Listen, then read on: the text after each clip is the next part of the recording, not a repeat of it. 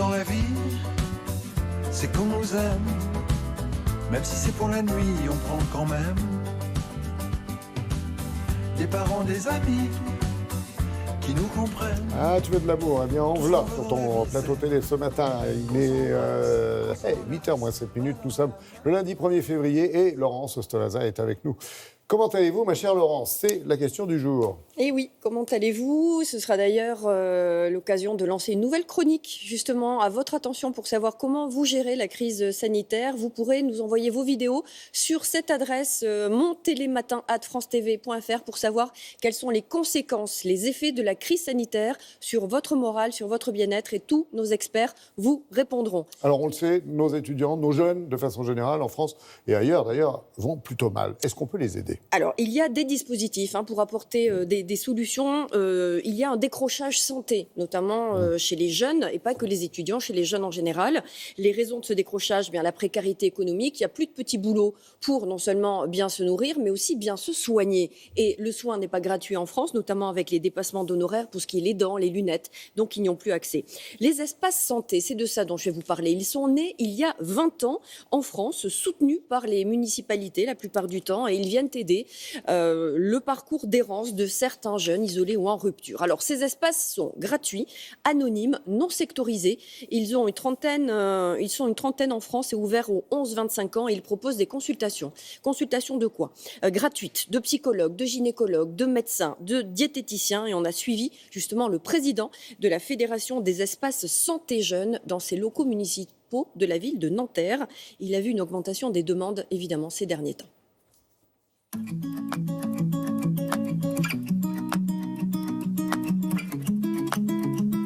Bonjour. Bienvenue. Je te présente l'espace santé jeune avant ton entretien. Ça marche.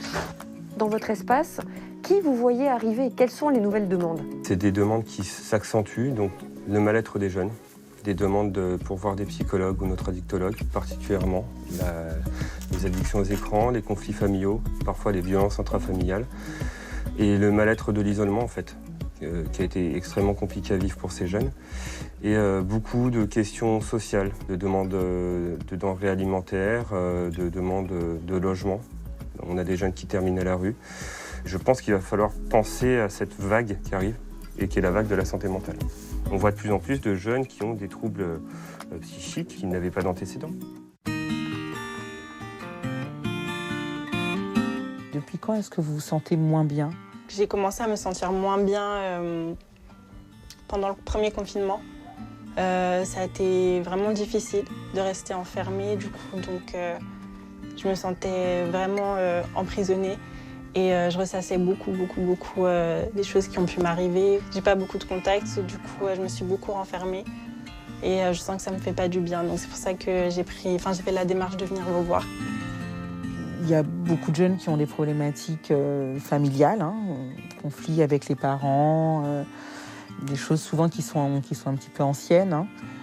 Et puis il y a aussi tous ces jeunes qui viennent sans savoir exactement pourquoi. C'est-à-dire qu'ils sentent que ça ne va pas. Et ça, c'est quand même beaucoup de jeunes aussi. Ils peuvent se mettre à pleurer, ils peuvent faire des crises d'angoisse par moments, mal dormir, faire des cauchemars, sans pouvoir mettre le doigt sur ce qui ne va pas. Ils sentent qu'il y a quelque chose qui ne va pas, mais ils veulent simplement que ça s'arrête et à nouveau être mieux. Le confinement, il a joué dans la précarité, notamment dans la précarité de l'emploi. Par exemple, moi, j'ai un job étudiant à côté de mes études. Et là, pour l'instant, je suis en chômage partiel. J'avais moins d'argent pour tout ce qui est courses alimentaires. Et de rester enfermé chez soi, c'est un peu déprimant, des fois. Ça fait remonter des pensées négatives, des expériences qui ne sont pas forcément évidentes. Vous avez raison, Laurence, d'insister sur cet espace santé jeune. Le SJ, c'est rigolo. Exactement. La crise, aujourd'hui, les chiffres sont alarmants. On a entendu il y a quelques jours un appel des pédopsychiatres de l'hôpital Necker, notamment, qui ont évoqué une augmentation des suicides, des tentatives de suicide chez les très jeunes, pas chez les jeunes, chez les très jeunes, et qui ont doublé depuis novembre. Et c'est une vague de suicides dont le chiffre ne s'est pas du tout ralenti depuis novembre. Voilà. Il faut être plus proche d'eux. Voilà. Hey, petite piqûre de rappel. monteslesmatins@francetv.fr pour nous envoyer vos témoignages et surtout vos questions auxquelles nous répondrons avec nos experts sur les effets de la crise sanitaire, sur votre morale et surtout votre bien-être.